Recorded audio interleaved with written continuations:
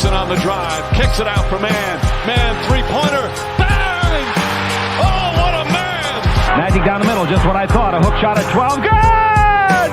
Here's Michael at the foul line, a shot on Elo, good! The Bulls win it! They win it! Now there's a steal by Murr. Underneath the DJ, Going up over Bell, ball away. Yes! Yes! At the buzzer, he does it! Was there ever a doubt? A Smith screen. Posey will defend. Oh! LeBron James with no regard for human life. It's a physical game. Oh, man, oh, my. A monster jam by Blake Griffin. What's going on, guys? Welcome to another post-game live here on Dime Dropper for the 2023-24 season. Before we get started, you already know the drill. Make sure you subscribe on YouTube. And if you're on Twitter right now, please do me a favor and come onto YouTube because that's where I make more money. So tap into the link. I posted it right under the tweet that you guys are watching right now because I'm going to delete the tweet. I'm trying to get everybody on a YouTube. So come check out YouTube right under the tweet that you're on. For everybody that's on YouTube, Super chats are turned on. If you want to drop $1 or a dime, any donation is appreciated. But you already know the drill. Make sure you follow us on social media, Twitter, Instagram, TikTok at Dime Dropper Pod. And we are live from Los Angeles, baby. Let's go. Tonight, we got a couple of games to talk about. LA sports games, LA basketball games. I will touch on the Dodgers with a win today, a big comeback win at the end. But 2 Laker games to talk about, 1 Clipper game to talk about. As per this being a Clippers first channel, as I'm a Clipper fan, we're going to talk about the Clippers first. And in this episode, we got a game against the Charlotte Hornets. And you know what I was thinking going into the game. Charlotte, we got to destroy them. You know, at least just get the win, but hopefully a comfortable win. We get 3 wins in a row. And we're now starting to trend towards the right direction as we close the season because we've been playing some of our worst basketball of the season in the last couple of weeks. So, where do we begin? Okay, Charlotte is just tanking, and they've had LaMelo Ball out for so long. Brandon Miller is a really good player, and we're going to be talking about him a lot more in this episode because he showed us he was a good player. How come my Twitter thing is still up? Anyway, that's weird. Can I watch myself on Twitter right now? Okay, good. It's damn, I can. That's a glitch. That's a glitch. I don't want to watch myself on Twitter. I don't even want that option to be there for you guys. I'm going to cache myself. Watch, remove. We're removing this. Delete on X. See ya. Wow, I just took 40 people off my stream. Maybe that wasn't a smart decision. But come to YouTube. If those guys are true fans, they'll come to YouTube right now. Anyway. All right. Let's talk about this game. Terrence Mann started out, it was Trey Mann started out guarding James Harden, Brandon Miller on Paul George, Mikal Bridges on Kawhi Leonard, and they were starting some guy I had never even heard of, Micic, Vasilije Micic. I had never heard of him. He's a rookie. He was out there guarding Terrence. So here's the thing. Charlotte, they don't have LaMelo. They traded Terry Rozier. They don't have Mark Williams. The only starters they have are really Bridges and I guess Brandon Miller. So they're very shorthanded. And I thought we kind of played with our food a bit. I'm not going to lie. We let them hang around. We didn't really lay the hammer defensively on them. But those are the matchups to start the game. Richards was in drop coverage on their side. Zoo in drop coverage on our side. We were switching 1 through 4. We had Kawhi Leonard on Miles Bridges to start. PG and Brandon Miller were going at it, guarding each other, which was awesome because, you know, everybody knows that Brandon Miller is like a PG stan. Like that's his favorite player. So it was really cool to see them. And Brandon Miller's got so much PG in his game, including that push-off. But Terrence Mann was guarding that Micic guy. James Harden was guarding Trey Mann and Zoo on Richards to start. And PG and Kawhi, this was another game, in my opinion, where they were strong defensively, especially Kawhi Leonard.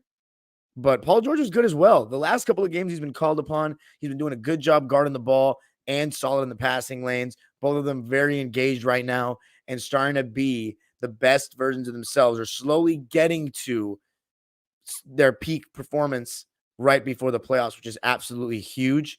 By the way, guys, if my sound quality is off at any point of this episode, because I've noticed even when I plugged the Ethernet in last episode, there was some moments where it was like I was underwater. So I know the audio does that sometimes, and it only happens when I go live. It doesn't happen when I record Locked On Clippers on StreamYard or anything like that. So please let me know. But anyway, PG and Kawhi, yeah, every time Kawhi Leonard was guarding the point of attack, it felt like they could not get a good shot. And for the most part, it feels like that regularly. When teams try to actually go at Kawhi one-on-one or at the point of attack, they don't usually get a very good look for their team because Kawhi does such a good job of containing the ball. He'll often get a deflection. He still is a very good on-ball defender when called upon. Harden pick and roll with Zoo was one of the things that worked really well for us to start the game. Obviously, I've been criticizing James Harden, well, always, but more frequently the last couple of weeks, because when we play against good teams and they have a good point of attack defender and a solid drop big, James Harden does not seem to create the same amount of good looks for us. They stay attached. They play the pick and rolls 2-on-2, meaning that they stay home on the shooters and make James Harden and Zubac kind of work. And that forces James Harden to look to be aggressive, and he's not the same scorer he once was. So this game was not one of those games. The Charlotte Hornets aren't a good defensive team. There were times where James Harden was coming off the screen into space, and there were also times where they were doing the late switch action. And when we got the late switch, I love that we actually looked to get Zubac the ball on the post. And these last two games, we have gotten an exceptional version of Ivica Zubac. And in this game, I'm saying it, we got Ivica Zushak again. And it's a great sign when we get that version of Zoo. And it's a great sign when we get that version of Zoo, period. But we need it right now. We need him towards the end of the season. And I thought James Harden threw some really solid entry passes in those moments to Zoo. And he did such a good job of sealing against smaller defenders and going up over the top. And again, it is real basketball malpractice if we do not feed the ball to Zubac going forward. I've been saying it for 3 years.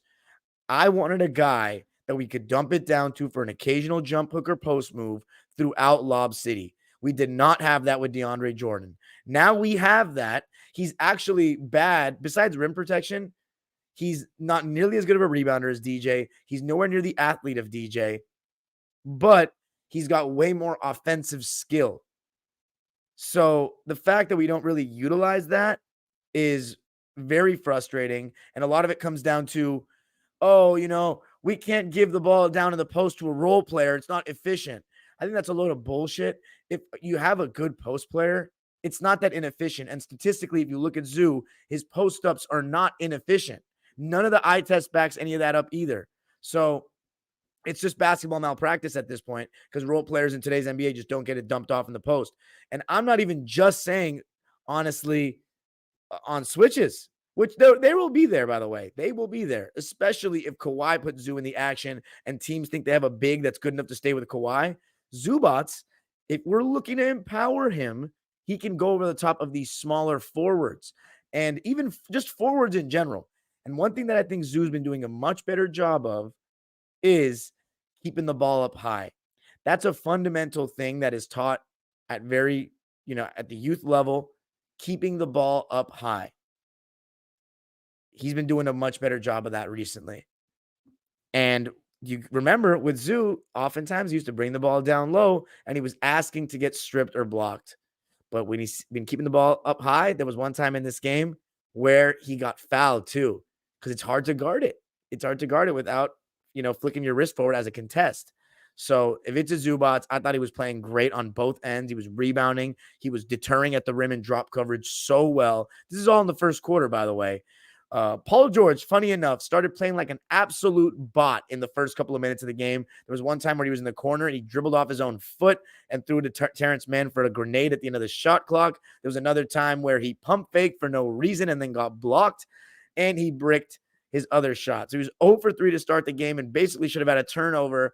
And then he proceeds to have his season high in points, his 7th 40-plus point regular season game as a Clipper.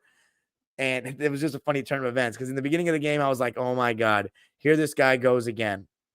But in the first quarter, you know who actually had a good quarter? Kawhi Leonard. And he had another fantastic game. But Paul George was the player of the game for me. However, Kawhi Leonard is starting to round into postseason form, which is exactly what we need at the right time. So first quarter for Kawhi, he was 4 for 7 from the field with 8 points. Of course, he was the only player to play the whole quarter. But Ivica Zubac basically played the whole quarter. He played 11 minutes and 34 seconds. Mason Plumlee was actually going to check in for him with like a couple of minutes left in the first. But there was no dead ball for a while, so Zoo got to play it out. And I'm happy he did because that first quarter was one of the best quarters that Zoo's had all season. 10 points, 7 boards, and 2 blocks on 5 for 6 shooting just in the first quarter. So Big Zoo absolutely bringing it. Clippers won the first quarter 31-25. Again, only 6 points. I just figured, though, as the game went on, we would create separation. Russell Westbrook, Norman Powell, Amir Coffey, and Mason Plumlee come into the game. And Russell Westbrook got things going with a little mid-range, got an and one on a fadeaway, had a solid pass to a corner 3 for Norm Powell to knock down. But he also had a bad pass where he didn't get back. He forced a lob to Mason Plumlee. And one of my basketball pet peeves, if any of my players ever did this, they know better. But if they ever did that I coach, they're coming off the floor if I have a choice to do that. You can't turn the ball over and then not get back. You can't. That's a complete basketball sin for me. If you turn the ball over, you should feel shitty enough that you did that and hustle your ass back, even if you have no chance of getting to the ball handler, or getting to the ball. Run back. It's a big pet peeve of mine. And Russell Westbrook, for a guy who's known for effort, he's above that, in my opinion. But I thought he was solid in the first half. He was okay. Pretty good, actually, adding downhill pace. PG, though, he started getting going. 8 straight shots he hit after his 0-3 start, and a lot of them were contested jumpers. It all started with a little pull-up from the foul line against Brandon Miller, and then he hit a 3-ball against the zone. Charlotte went zone a little bit. He hit a right wing 3. Then he hit another 3 to start the second quarter, and then he just started getting into his bag. But again, it kind of reminded me of the Chicago game where he was just hitting a lot of contested jumpers. And when he does that, there's no real defense for him. There was one turnover he hit over, I forget who it was. I think it was a big high arcer, kind of reminiscent to that shot he hit the other night against Jonathan Isaac. And I was just like, man, PG is in his bag. In the second quarter, he had 17 points on 6 for 8 shooting, 4 for 5 from 3. Kawhi just had 5 points in the quarter and didn't even play a majority of it. He played 5 minutes and 50 seconds of the second and was 2 for 3 in the quarter. But it was the Paul George show.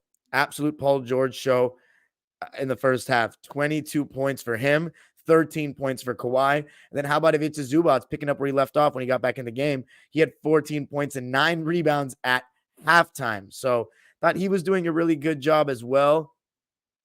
Dominant on the roll. And towards the end of the quarter, they started to hedge on James Harden, and they did a pretty good job defensively on it. The Euro guy, the Micic, whatever his last name is, was starting to hedge on Kawhi so they wouldn't switch him onto him. And Davis Bertans was also hedging onto James Harden. So they weren't switching Bertans. They weren't switching Micic onto him. Then to start the third quarter, they were just hard hedging on Paul George and James Harden. They didn't want him to come off for threes anymore. They didn't want him to get in the lane. And it actually was a pretty good adjustment.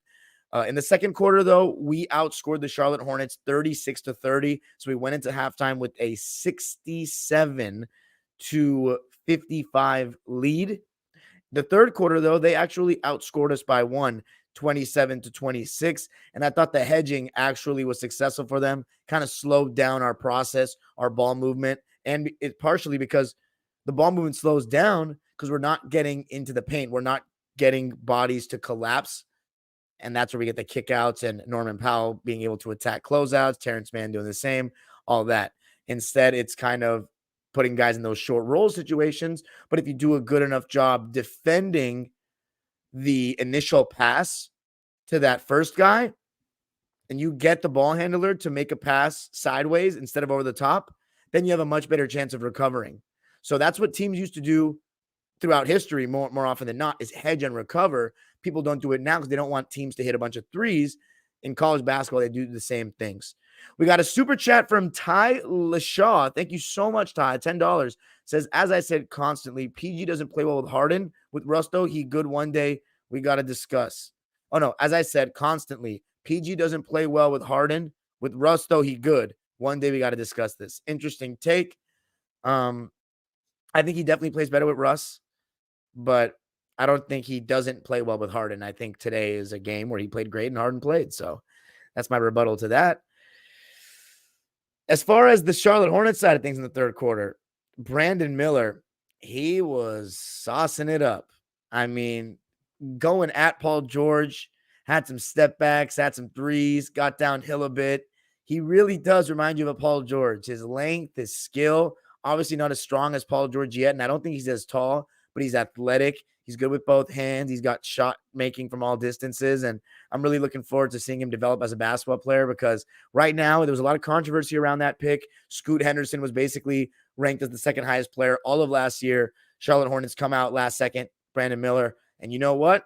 They've made the right pick so far because Brandon Miller, I think he's been easily a top 5 rookie this season. As far as the third quarter, though, Kawhi Leonard was kind of cold. He even airballed a 3 from the corner. He was 2 for 6 in the third quarter, played the whole thing, 4 points. Zubats played almost the whole third, 11 minutes and 7 seconds, had 8 points in that quarter on only 1 shot, 6 free throws. So again, as I talked about, keeping the ball up high, doing those things well, going up stronger. You love to see it from Zoo. I haven't mentioned Terrence Mann yet for the most part. He was, again, pretty quiet. Thought he did decently well with his shot attempts, but he only had 4 shots, and he was 2 for 4, 1 for 3 from deep, 7 points, 3 boards, 2 assists in 25 minutes. We've kind of gone away from him lately, but it's because we're starting to see more of that Powell Rangers lineup with Norm, James, Paul, Kawhi, and Zoo, because it's been the best lineup all season, and we've had the whole season of sample size to work with it. So you're probably going to start to see the Clippers lean into that more as the season progresses or as the playoffs get here. Another super chat from Dami. I think, is that the same as Rami? That guy, it's Dami, by the way. I don't know how I changed my name on here. Appreciate you, man. But our defense, I just thought it was very mediocre the entire game. I don't think we locked in. We could have blown the game open to go up 20 plus, but we kind of just left them hanging around and were lazy on some possessions defensively, even after made baskets. Paul George had 6 points in the third quarter, by the way, 2 for 4 shooting. So, you know, we were only 41% from the field in the third. They outscored us 27-26, but I still felt confident the whole way. We even went up by as many as, and by the way, Harden hit 5 straight points before he went out for his third quarter substitution. And at that point, James hadn't really gotten going offensively, but he was making good passes. Fourth quarter, I think some of the biggest plays actually came from Russell Westbrook to start the quarter. He had 2 steals, 1 interception, and then 1 poke away when he was guarding somebody in the post. I think it was Grant Williams in the post, and he finished on the fast break, and then he made a nice extra pass to PG that led to an assist. We went up by 17 after a Norm and 1 in a PG layup. And at this point, you know, Norm's playing well, doing his consistent Norm thing of attacking closeouts and just being so great off the catch, efficient. We go up 17. I'm thinking we've got the game in the bag, and I'm starting to say, hopefully we don't have to put Kawhi back in this game. But that would not be the case. As per usual, the Russ, PG, James Harden, Norm Powell lineup, they just could not keep the lead, could not keep the game in a safe distance to where Kawhi didn't have to come back in. Let me see if Mason Plumlee got any second half minutes. He didn't. So we actually kind of just went small in the 7 minutes that Ivica Zubac was out. So, and then partially that's because they tried to go small, I believe. But Bertans started hitting threes. We kind of started losing him on some of those dribble handoffs, and he's a good quick release guy. He comes off those dribble handoffs, looks to fire. You got to really get the guy who's guarding the screener up on him and get him to get rid of the ball or just take that initial look away and make him put the ball on the floor. But he hit some shots, and when they cut it down to 10, Kawhi checked back in with 8 minutes left. And one thing I loved coming off that timeout was we went to that Powell Rangers lineup, by the way, but elbow P twice right off the timeout, and he got a bucket both times. or got a good look. I think the second time he got fouled by Brandon Miller. So again, give the ball to Paul George in those areas. It's cook time, and it makes it so much easier. I don't know why he doesn't do it more. A lot of that's on him. They weren't calling fouls on some of Kawhi's drives, and Russ one time was such a blatant foul that they missed. I couldn't believe it. But we actually shot 34 free throws in this game and made 30 of them. They only shot 11, which is nuts. But I feel like that was like we just went to the basket more. We were more aggressive. You'll never see the Clippers shoot 20 plus more free throws than another team. I think that might be the first time that's ever happened this season. I don't know how quickly one of my mods could find that, but that has to be the first time it's happened all season. I mean, God, 40 plus times. It's wild. So I'm sorry, 20 plus more is crazy, but we'll take it. This is one thing that I felt was very telling. Even though Paul George was the man all game, we went to Kawhi down the stretch. And I think that's the way it should be. I think Paul George is still my leading candidate, the favorite I have for taking the final shot of a game because he can create space better, in my opinion. And he's so tall, he can get a shot off over anyone. Whereas sometimes we've seen Kawhi struggles to get the cleanest look off for that last shot. But down the stretch, Kawhi's our best player. He should be touching the ball every time down. And we started doing that, trying to get Brandon Miller on the switch against him, then throwing him the ball on the left side of the court, isolated. They were doubling one pass away. We were getting the ball swinging, and it was often Norman Powell on that weak side corner that was wide open, and I thought he was doing a really good job. Now, one thing that's interesting is that the Charlotte Hornets went small with Grant Williams at the 5. We never looked to get Zubac the ball back. It's okay because we won, but I think sometimes you got to look to exploit the fact that their smallest guy, or I'm sorry, their biggest guy is 6'7" or smaller. And Zubac is having a great game. But I'm never going to get mad when you throw the ball and work through your best player. And I thought we did a pretty good job off of those double teams. I wanted to check Norman Powell's fourth quarter points because it felt like the guy just made big shots to kind of close the deal. 11 points in the fourth for Norm on 3 for 5 shooting and 1 for 1 from 3, 4 for 5 from the line. He played every single second of the fourth, as did James Harden, and as did Paul George, who, by the way, was 4 for 4 in the fourth. 13 points, 3 rebounds, 2 assists and a steal. And Kawhi Leonard, third straight game where I thought he had a fantastic closing game. He had a huge 3 contested. He actually had 5 straight points when we had 117 points to get us up to 122. And that really made me feel confident that we had the game in the bag. Even though Grant Williams had himself a good game, Davis Bertans had a decent game, and then Miles Bridges had a very good game as well. So yeah, we withstood what was kind of an outlier shooting game from the Hornets. They shot 50% from the field, 44% from 3. That's insane. But we got so many more free throws than they did and shot so well from the line. I mean, 88% on 34 attempts is great. But the Clippers also shot really well. 57% from the field, 48 from 3. The fourth quarter was high scoring. We outscored them 37-36 and got our third straight win, 130-118 after 2 straight losses at home. We still have a 5-game losing streak at home, but it's great that we're on this road trip and we're 3-0 on it because it was looking bleak for a sec.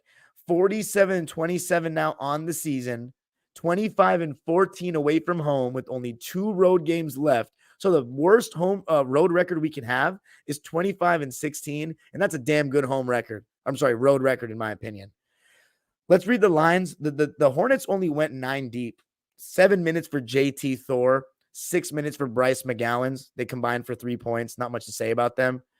And then Davis Bertans played 25 minutes, and he shot 9 times, and all of those shots were threes.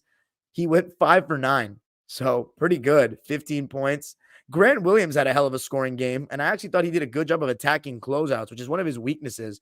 But on this team, he's got the green light to do whatever he wants, and I'm not saying it's very good. I mean, 18 points, 5 boards, 5 assists on 8 for 10 shooting and 2 for 4 from 3 in 33 minutes for Grant. And then Nick Richards started at the center, played 25 minutes and had 8 points on 4 for 6 shooting and just 2 rebounds. I think Zubac completely dominated him. Micic, wow, 10 points, 5 rebounds, and 13 assists. I didn't know, and 0 turnovers. Wow, I didn't notice that. He did seem like he was pretty crafty in pick and roll, but his shot was not great. 4 for 14 from the field, 2 for 7 from 3 in 35 minutes. And then you had Brandon Miller, who had 22 points, 6 boards, 4 assists, and a block on 8 for 19 shooting and 5 for 13 from 3. So much like his idol, he shouldn't get too 3-point happy. 13 threes, and you're 3 for 6 from 2. Don't bail the defense out, brother, especially when you're young. He's much better than PG was his rookie year, but let's see how his career goes. Trey Mann had 9 points in 26 minutes as a starter, and then Bridges was their highest scorer with 33 points, 7 rebounds, and 3 assists on 11 for 20 shooting and 7 for 14 from 3. Jesus. Fuck that guy, though. He's averaging 21 points and 7 boards on the season, which is very good.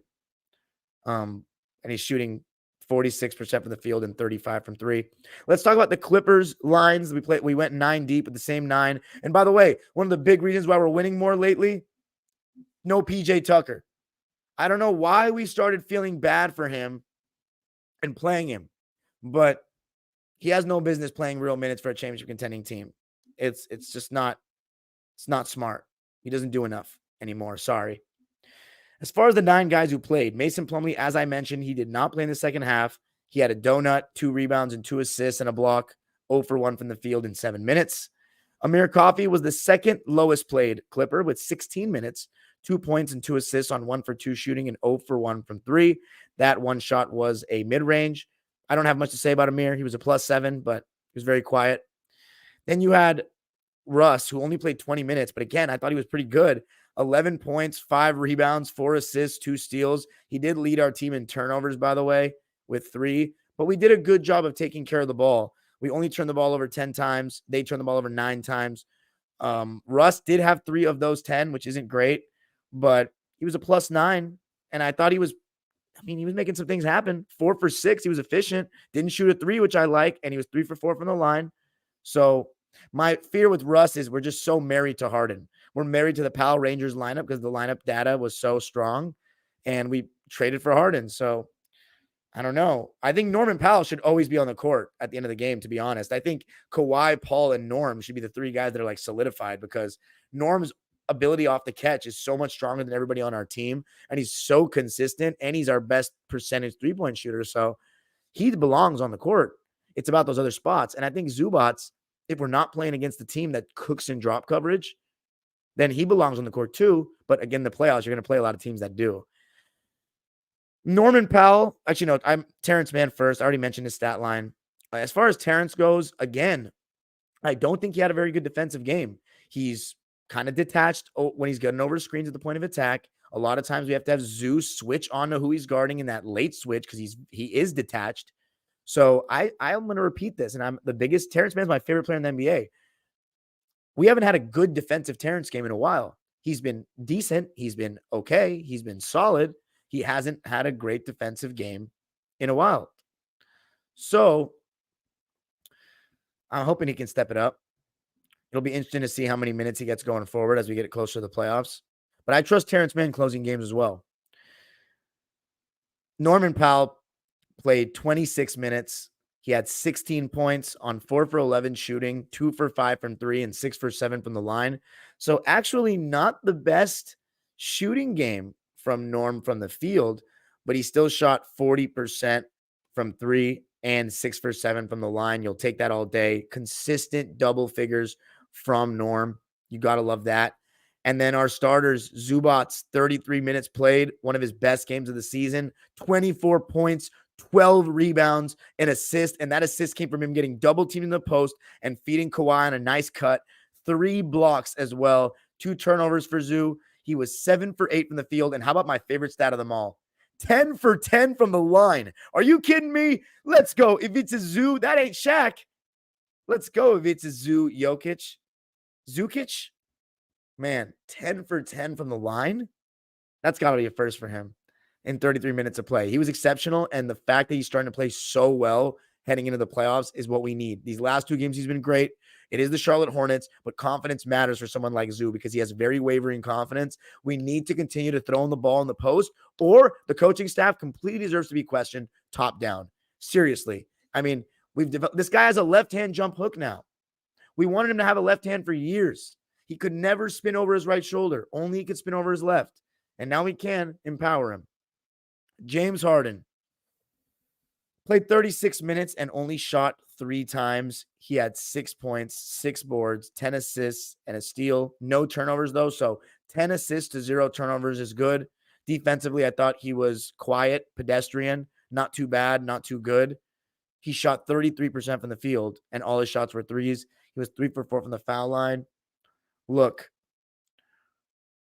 I'm going to repeat it. Against good teams, I'm terrified about Harden. I really am. But I think he had a good game because he made some good passes and he was good in the pick and roll. Didn't do anything detrimental. I'm very nervous about him. He's not looking good at all. 3 shots. You know why? Because he can't get shots off.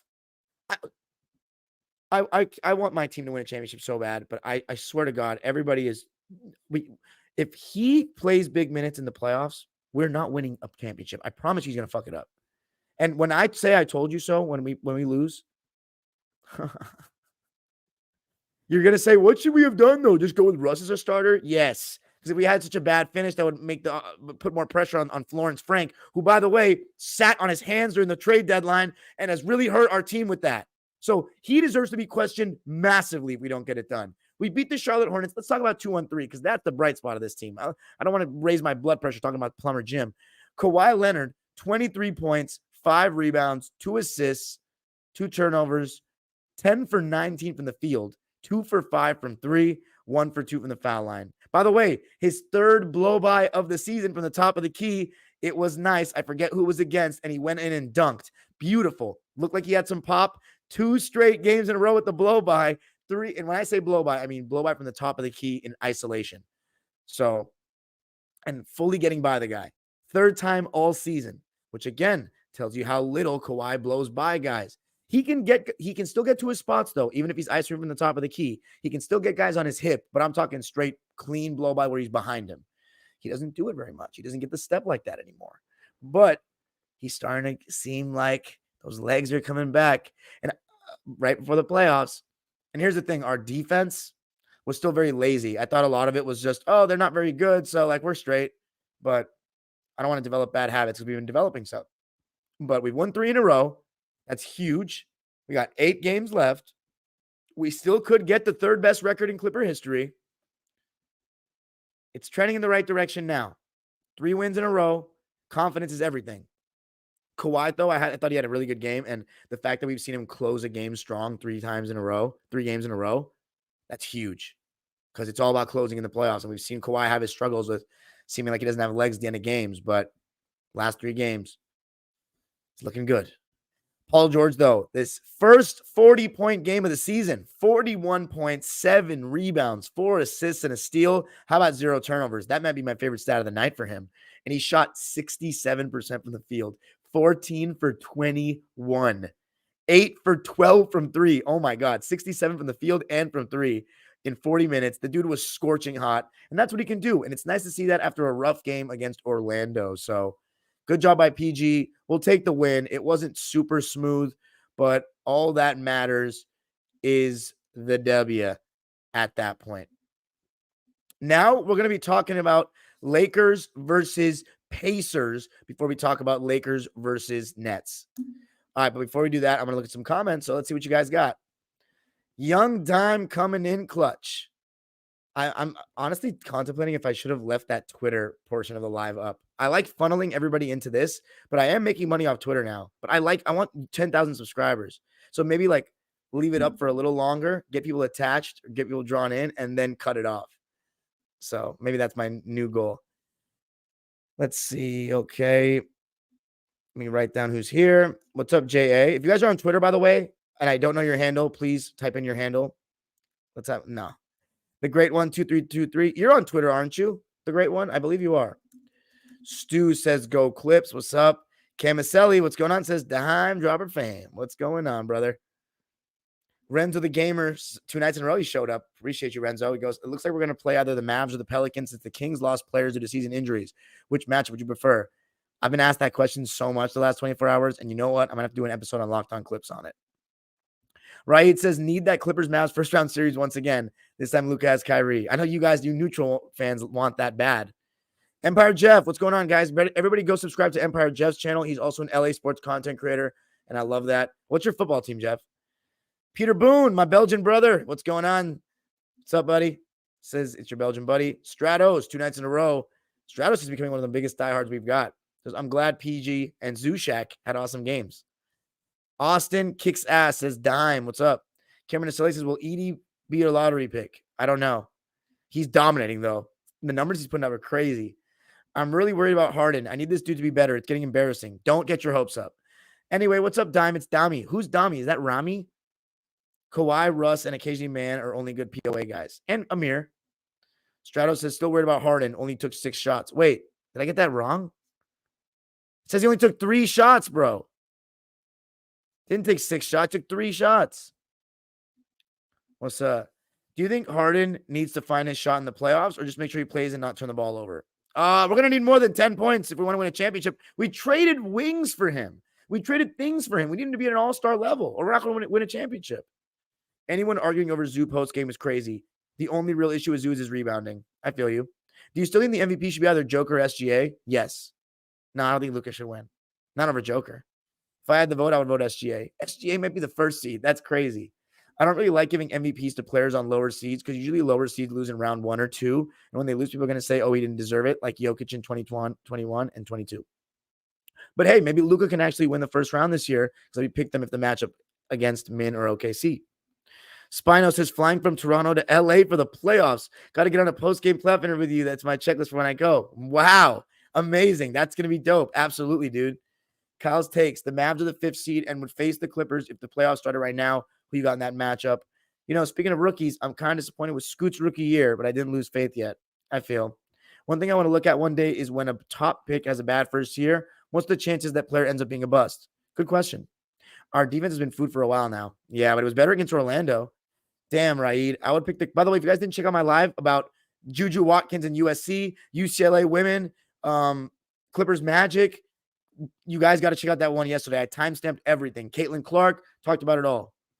It wasn't that crowded of a live because it was on a Saturday night and the Clippers had played the day before. But he says I would pick the Clips in that matchup. You picking Mavs? If you do, I see where you're coming from.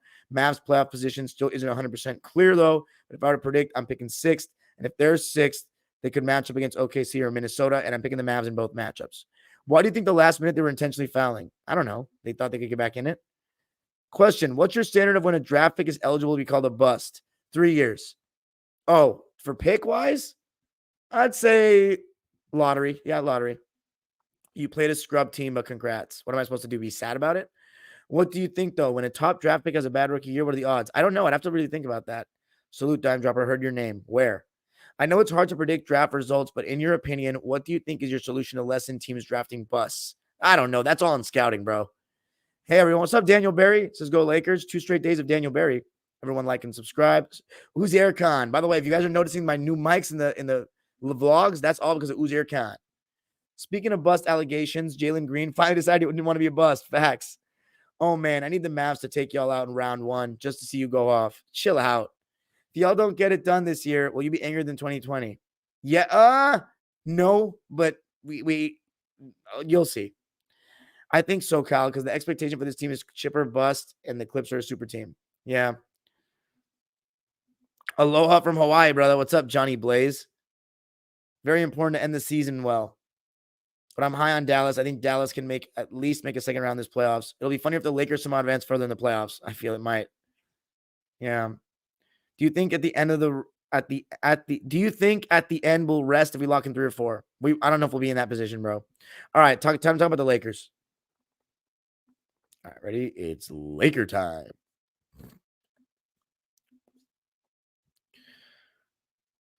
All right, time to talk about the Lakers against the Indiana Pacers. And it's funny because I didn't watch this game live, and of course the Lakers lost. Every time I watch a game live recently with the Lakers, they win. So there's nothing to say about the first half in this game. It was really all about the second half. So I'm going to talk about that. The Lakers, LeBron started out pretty good in this third quarter of the game, posting up against Aaron Nesmith. He had 6 points on Aaron Nesmith in the post alone. One time he spun baseline on the left side. Another time he caught it on the right side, turned around over the right shoulder for that jump shot. But the Lakers were really struggling to get stops. And one thing I noticed was Rui was guarding Siakam, Braun was guarding Neesmith, AD was guarding Turner, Reeves on Halliburton, and D'Lo on Nembhard. And one thing you'll notice about the Lakers recently is that Austin Reeves, he's been kind of deployed as the number one point of attack defender recently. Ever since that game where he locked up SGA, he's been their guy because they're not starting Prince anymore. They're not starting Reddish anymore. So Reeves has been tasked with that responsibility, and we'll see how it, works out in the postseason in the playing games. But it's looking okay against certain teams. And this was not one of them, though. This was absolutely not one of them. On the other side, you had Nembhard guarding D'Lo, and he was picking him up damn near full court.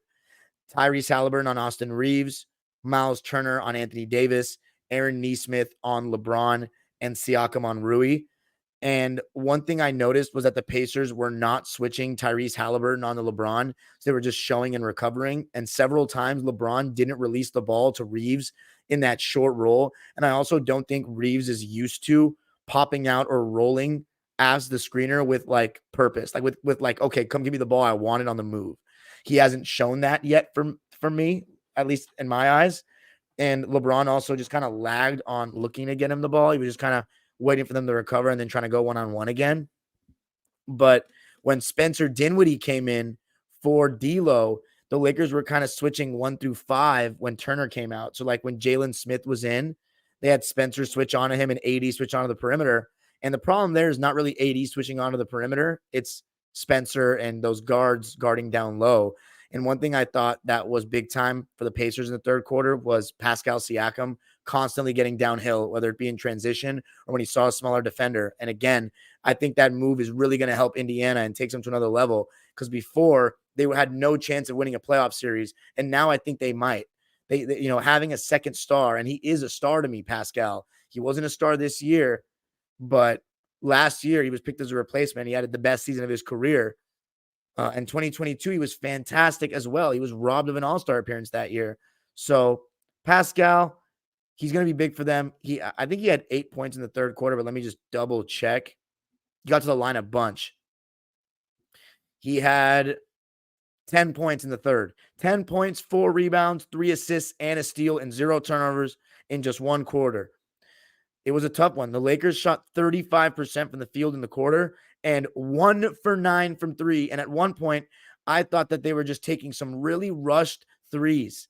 And by the way, D'Lo was not switching on to Halliburton. So the Lakers were not conceding that. He was just showing and recovering. And one time he got burned on the roll, on the recovery by TJ McConnell. Now, this is where I think the game really turned for the Lakers. When Braun and Rui Hachimura came out, the Laker offense went to shit. I think the lineup was like AD, Reddish, Taurean Prince, Reeves, and D'Lo. And immediately there was like several turnovers. One was an entry pass to Cam Reddish that was deflected. Another was Spencer Dinwiddie taking a contested 3. I do not like his shot selection so far as a Laker. Prince had like a ghost screen in which they didn't get a good shot. Reddish went to the basket among the trees and missed. And it was like so many possessions that they were not running their offense through Anthony Davis. And then immediately when they gave Anthony Davis the ball in the ISO, they got 5 points out of it. One where he scored and another one where he kicked the ball out to Spencer Dinwiddie for an open 3. But I just thought the process there, it just shows how little room for error there was in that moment because they weren't getting stops. They played through other guys and were running plays through other guys, and they fell apart. And I think partially Darvin Ham needs to just stop with the, not treating Anthony Davis like he's your number one option over LeBron. Meaning that when LeBron comes out of the game, especially now that we're getting close to the playoffs, if AD is not touching the ball almost every time down, like 9 out of 10 times down, you're making a mistake. It's basketball malpractice. You got to get the ball to your best player. Because just using him as a roller, that's fine. But what the teams can easily do is they tag the roller, put 2 on him, and then force you to kick it out to a shooter. They can funnel the ball. This way, you're at least making them make a decision on how to guard your best player with the ball in their hands. And Anthony Davis, look, his jump shot might not be what it was in 2018 and 20, but it's looking a little better this year. And one thing that's been the highest since 2020, maybe even higher, his aggression level this season. This has undoubtedly been his second best season, regular season as a Laker. I don't think it's been better than the first one just because he was doing this kind of stuff on both ends and he was a number 1 seed. But this has been easily a top 2 regular season that he has had as a Laker. And you know what's crazy? I think the same for LeBron too. I think it's been his second best season as a Laker regular season because 2021 he got hurt. 2022 he didn't play any defense. It was chucking on a team that was a failed super team. Then last year he got a little hurt and his defensive effort was inconsistent, more so than this season. This season he's shooting a career high from 3, and don't worry, or tied with 2013. And don't worry, we're going to talk about that in the next game. But 1 for 9 from 3 in the quarter. They were outscored 32-23 in the third. And I thought one thing that was interesting was that Darvin didn't sit AD to start the fourth. He kept him in and then sat him for just like a minute or two. I want to see how many minutes Anthony Davis played in the second half of this game because he barely sat. 20 minutes and 35 seconds. So he sat out for 3 minutes and 25 seconds, although I think the Lakers did wave the white flag at the end of the game. Yeah, so he came out with 2 minutes left. So really, he only sat 2 minutes of real game time. So they put in Jackson Hayes in that stretch, had Jackson Hayes in drop coverage. He got scored on once or twice. TJ McConnell, by the way, was showing and recovering on LeBron. They did not let him switch on to him. But they were switching Nembhard onto LeBron. And one time LeBron abused that. But when LeBron came back in the game, he was no longer making shots. He was turning the ball over. Austin Reeves was turning it over. D'Lo was missing open shots. Anthony Davis was kind of the only player I think that played well for the Lakers of those 4. I think LeBron had some decent stretches, but there was one time where the Lakers had gotten it to within 7.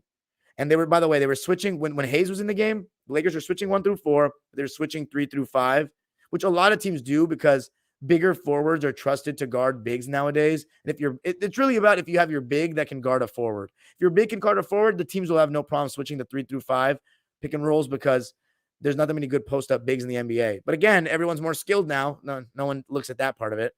But anyway, big turnover by Austin Reeves, and the Lakers were down by 7. They could have cut it down to 5. It was really momentum changing. And then LeBron had an open 3 that he passed up, and it ended up being a possession where Reeves got a shot block to end the shot clock by Siakam. And then on the next possession, he shot a contested 3, LeBron. And then a couple possessions later, a cross-court pass that was lobbed up so high it could hit the Conseco Fieldhouse ceiling and was intercepted. So there was a lot of chances for the Lakers to kind of narrow the deficit, but they didn't really take them. The bench points was a huge theme that the Pacers outdid the Lakers. TJ McConnell really led the way for the Pacers in that department. 16 points off the bench on 7 for 11 shooting. And then Obi Toppin was 3 for 3, 7 points off the bench as well. Even got 7 points from Ben Shepherd. So Lakers, on the other hand, not much. You know, from Spencer Dinwiddie, he was 1 for 6 with 5 points. Taurean Prince, 5 points on 2 for 5. Cam Reddish played 13 minutes, had a donut. So Jackson Hayes played 10 minutes, 2 points. So you're not getting much from your bench, but you're also leaning into your starters so heavily. Every starter gets 30-plus minutes. So, you know, you don't have Vando. He was leaning into that, which I guess is starting to get ready for the playoffs. But turnovers, also a theme of the game.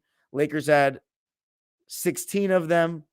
Pacers had 8 of them. So that's going to absolutely make a huge difference. And then 3-point percentage. Lakers were 17%, 5 for 30. Pacers didn't even shoot that well.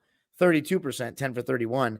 Pacers shot 48% from the field. Lakers shot 41% from the field. Lakers shot 83% from the line.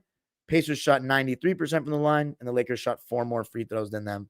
Of course, as for the Lakers in the fourth quarter, let me see. I wonder if LeBron had any points in the fourth because he didn't look very good. Yeah, he had 2 points on 1 for 5 shooting, 2 assists, 2 turnovers. So not a very good one for him. Then Anthony Davis only got 1 shot off in the fourth. So Lakers' 5-game winning streak was snapped by the Pacers, the final score being 109-90. And it was actually the lowest scoring Laker game of the season, 90 points for them. So, and from a team that's known for their offense this season with Indiana. An interesting game. Rui Hachimura had 14 points on 5 for 10 shooting and 2 for 4 from 3. LeBron had 16 points, 10 rebounds, 8 assists, 5 turnovers on 6 for 12 shooting, 0 for 3 from deep, 4 for 4 from the line. So not a very good game for LeBron. Anthony Davis had 24 and 15 to go along with 3 assists.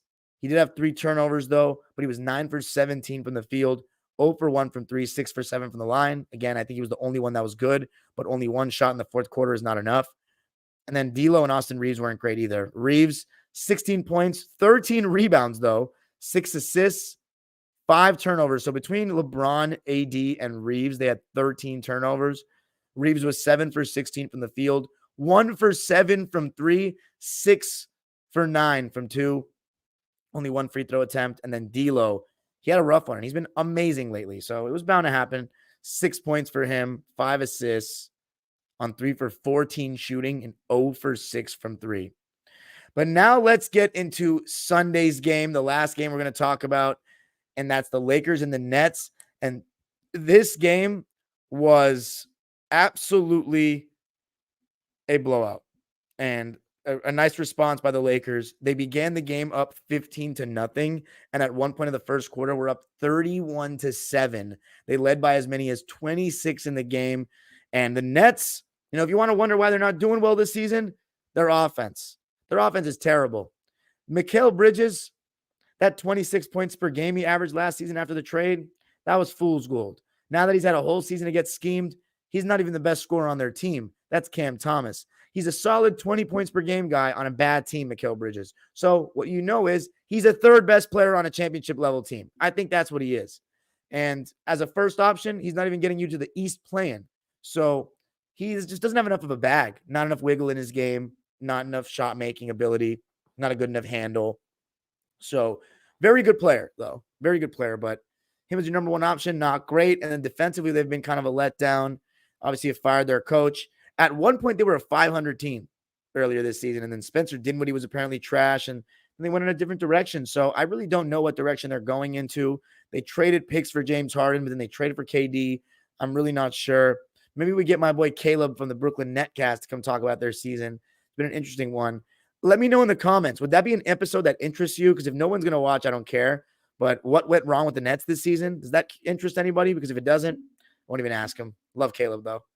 But the Lakers in this game, it started with just the fact that their defensive effort was better and that the Nets offense sucks. You had D'Lo guarding Dennis Schroeder, Austin Reeves on Cam Thomas, Anthony Davis on Nick Claxton, and of course, Anthony Davis in drop, Lakers switching 1 through 4, 3 through 5. LeBron and the Lakers in general, when they got rebounds, they were looking to push an outlet instantly. And that's something you've seen them do a lot more this year, is try to push the pace on misses.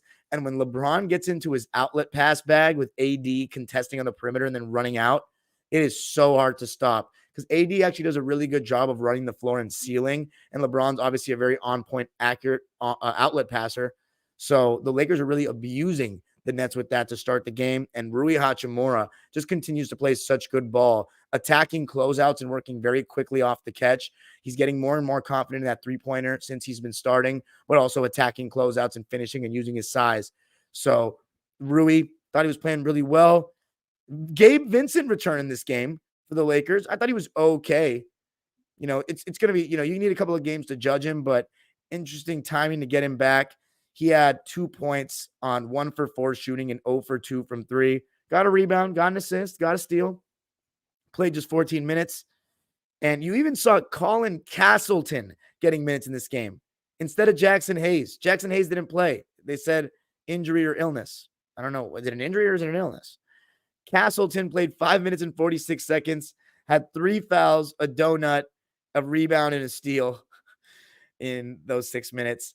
Taurean Prince played 15 minutes, and he had a donut and 2 rebounds. So, again, nothing off the Laker bench, and every starter playing 30-plus minutes. So you're starting to see more of that.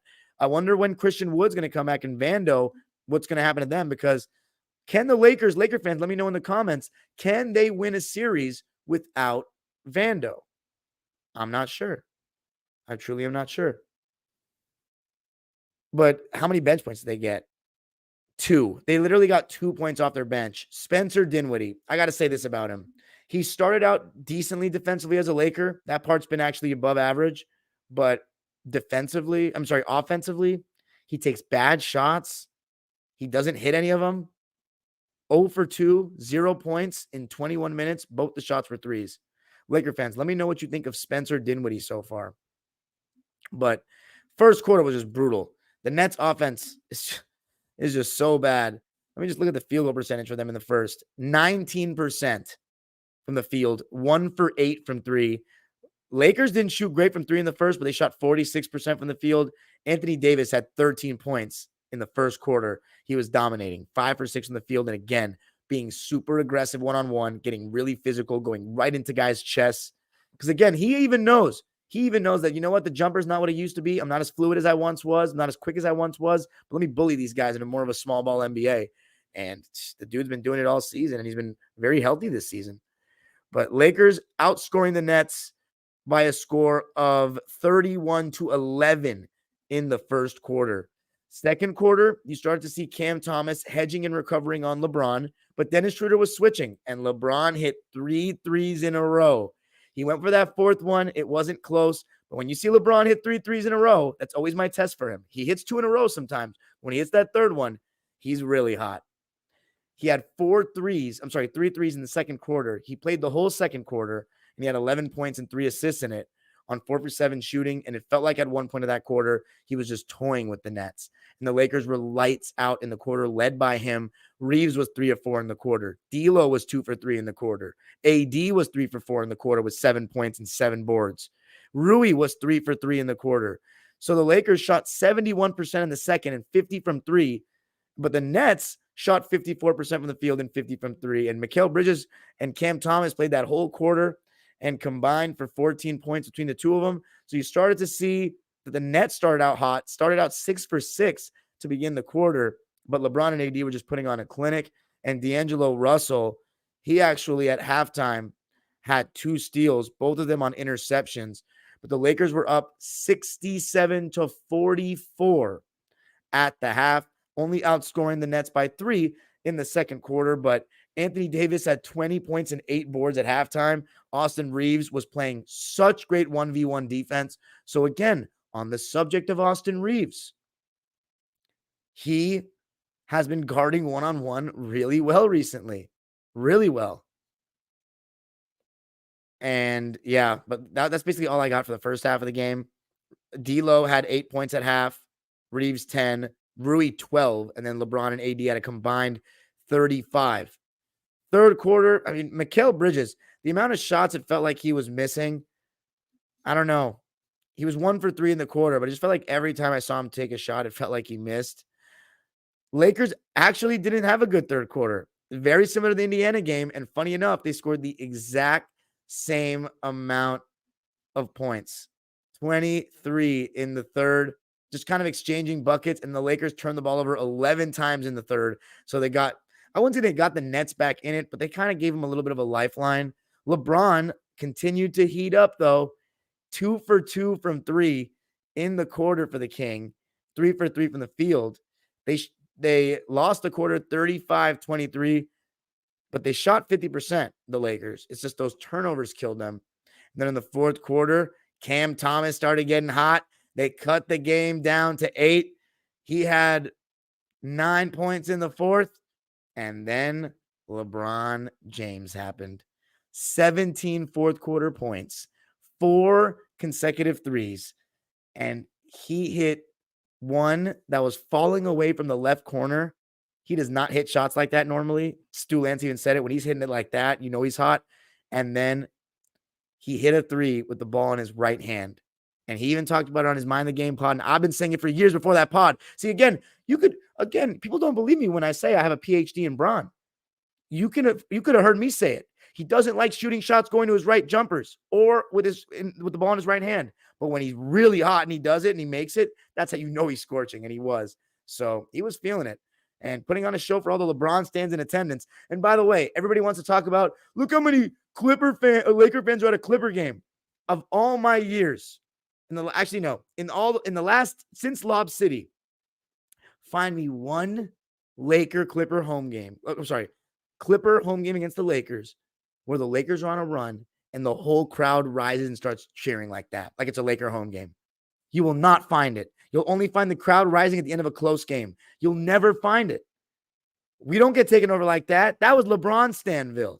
I saw behind the bench. There was not one older Lakers jersey in sight. It was just LeBron stands. But 4 straight threes, went nuts. Lakers got the job done. And look, they're playing really good basketball lately.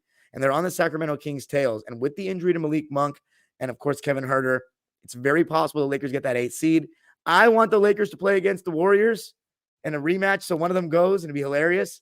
But Warriors Kings would be good as well, rematch.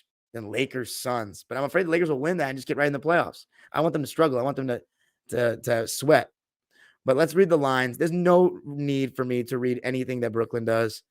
They're just a poorly run organization. Mikal Bridges, though, 13 points on 5 for 16 shooting, 3 for 11 from 3. So you're just going to shoot 11 threes?